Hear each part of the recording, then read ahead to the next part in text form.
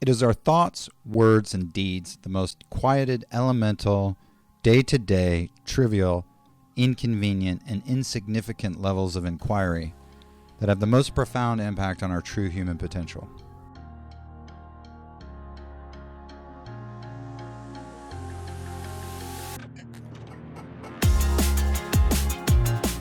Which is to say, our smallest, most seemingly insignificant thoughts, words, and actions have the most profound effect on our true power as humans. For when we are in alignment, we are in our power. But when we contradict ourselves, we're hypocrites, and our power is extorted from us at the hand of our own false witness. When we lie to ourselves at the smallest levels, we're being self-destructive because our vibrational patterns are out of phase with each other. And so now we must pause and consider this word alignment. What is alignment really? Well, alignment displaces that which is not in alignment with something that is in alignment or with what is doing the aligning. So when Moses parted the Red Sea, the seas were displaced by his etheric energy. As he moved towards the water was displaced by his godly energy bubble. The water had become out of alignment with Moses' energy and was therefore displaced. And as the Israelites passed through the path created by Moses, they represent what is in alignment with Moses' energy.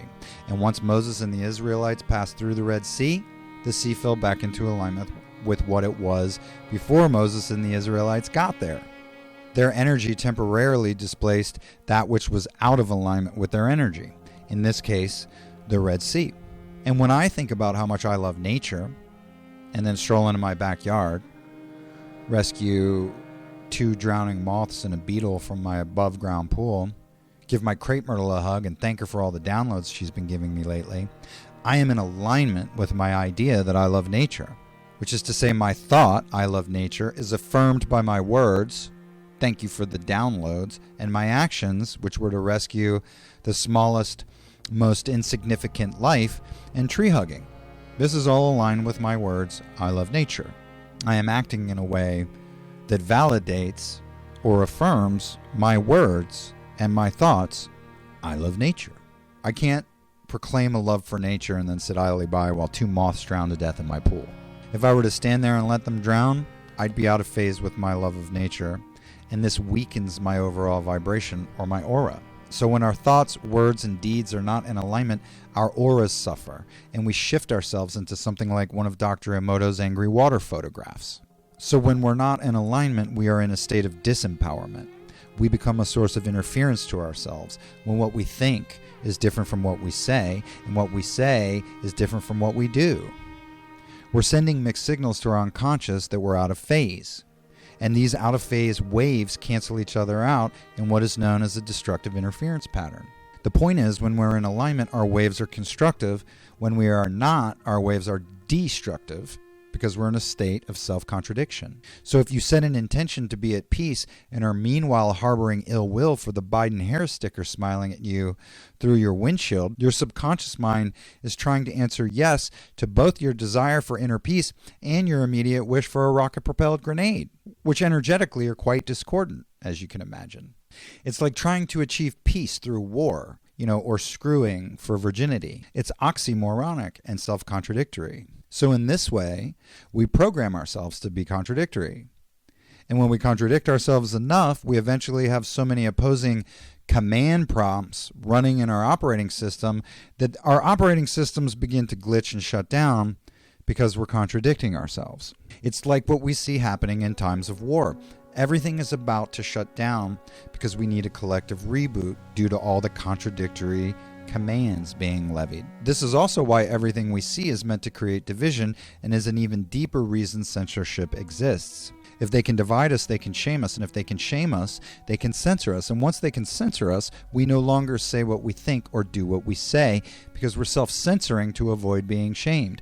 The result leaves us actively engaging in a form of self-betrayal, which by its nature is a slow form of self-harm. Again, this is a deeper reason for censorship. They don't want us talking about their forked tongues or rubber masks, but they also want us to take ourselves out consensually or not against our will.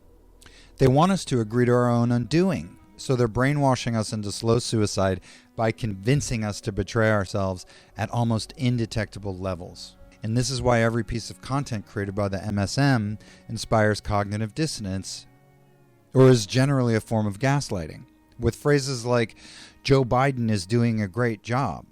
These have literal soul-splitting effects, especially if we try to make sense of them.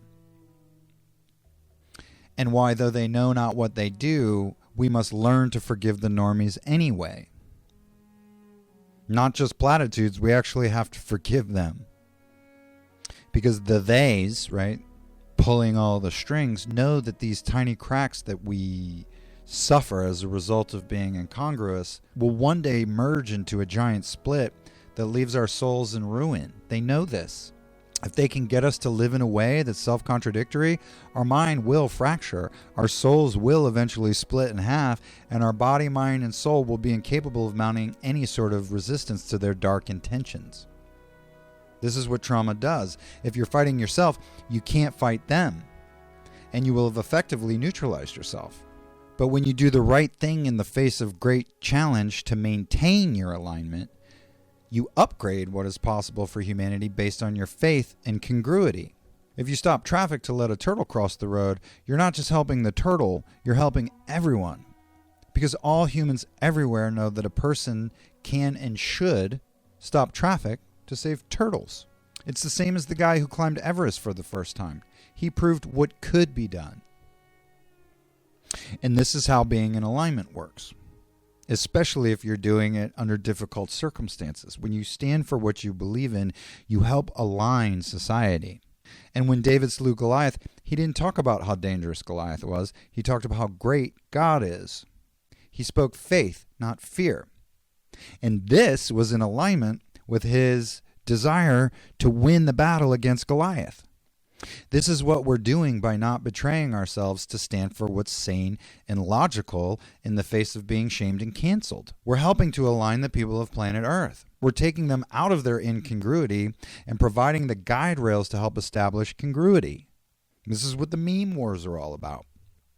So if I think men can't have babies, but I tell the hiring manager at Starbucks that I identify as a they or them just to get the job, I'm out of alignment with myself. And though Starbucks will definitely hire me for being a they, on some other level, my life will crash and burn. Most likely on the level of attracting the love of my life, because my thoughts, words, and deeds are non-synchronous or out of alignment. I know I'm a him, but I say I'm a they, which is a lot like punching yourself in the face. And this, incidentally, is how self-sabotage works. Let's take the goddess who plays the victim archetype. You can't be a goddess and have everything that goes wrong in your life be someone else's fault. Thinking you're a goddess means you have the characteristics of a goddess, which are omnipotence or all-powerfulness, omniscience, meaning you're all-knowing, and omnipresence, which means you're everywhere all the time.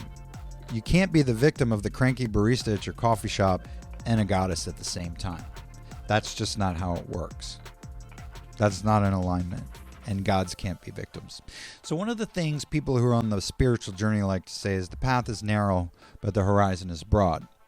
And this isn't just a gloomy expression for the tedium of self-help and personal growth. It's actually a very important secret to unlocking our true human potential, or the secret cure to reversing a collective spell of incongruence, or being self-contradictory, or out of alignment. And this needs to be broken if we as a species can even be considered to inherit the right to wield our true human power. We have to be congruous at the most indetectable levels before we'll have the ability to drive our intergalactic time machines. If I can't fold and put away my laundry, I can't be expected to safely pilot myself to opposite ends of the universe. So if I want to save the world, start with brushing my teeth. Now if I can't manage to save my teeth, the world can wait.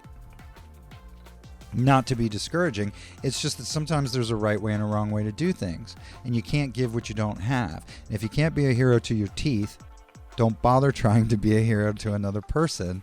Start with saving your teeth. Or suppose you want to start an online business as a healer and you're becoming discouraged because no one's coming to you for healing services. Meanwhile, you live down the street from a post-acute care facility that's literally chock full of people who need your help. Are you going there to heal those people?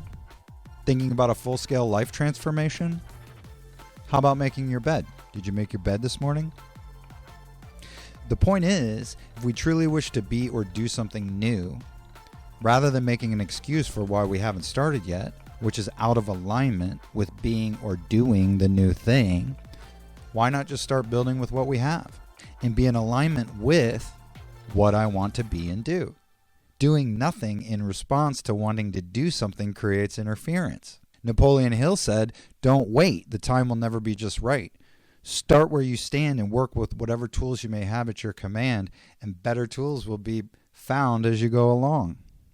If we want to be a thing, we need to be the thing, not just the idea of the thing. And this means we have to be it in our thoughts, our words, and our deeds. And these can be very faint, sometimes invisible places. So we have to tune into them. If we respect life itself, then we must respect all life, even little life that we find to be an inconvenience or barely perceptible because it is small. Because a thing is small and defenseless means it deserves more of our protection, not less.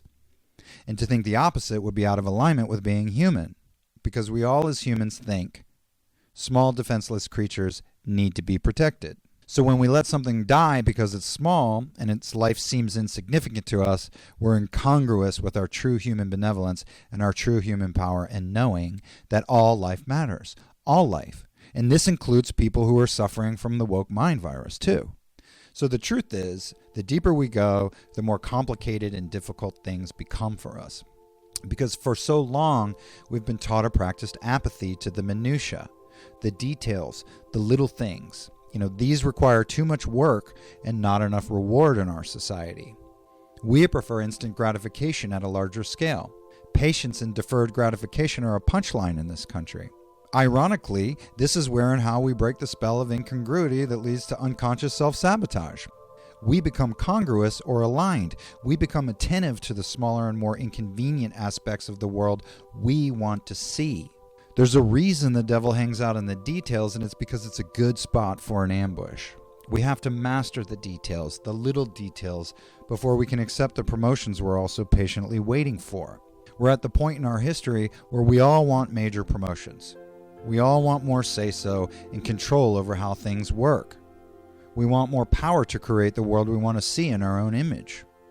Because we finally realize that it is we the people who want what's best for each other.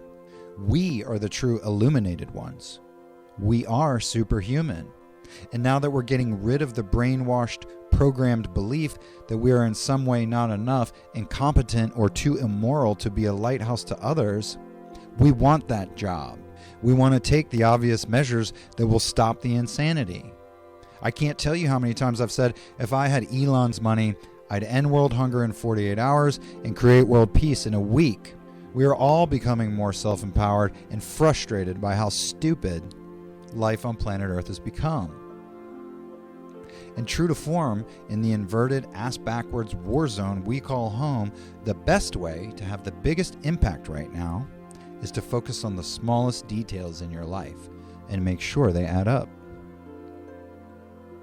Anyway, that's all I've got for now. Thanks for sticking around, and we'll see you next time. I want to say thank you.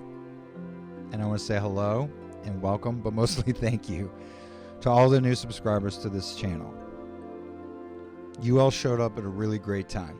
So I just wanted to let you know that I really appreciate your being here.